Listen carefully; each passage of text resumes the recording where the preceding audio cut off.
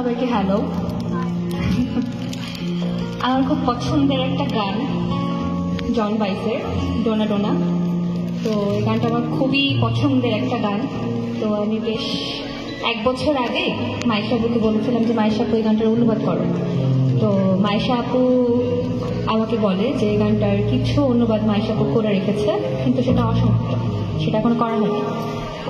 তো এই খুব রিসেন্ট মাইশা আপু একদিন আমাকে হুট করে ইনবক্সে পুরো অনুবাদ করে আমাকে পাঠায় এবং আমার খুব ভীষণ ভালো লাগে। তারপরে হচ্ছে যে আমি জীবন ভাই আর আমি মিলে জীবন ভাইকে বলি যে জীবন ভাই চলো আমরা গানটা করি।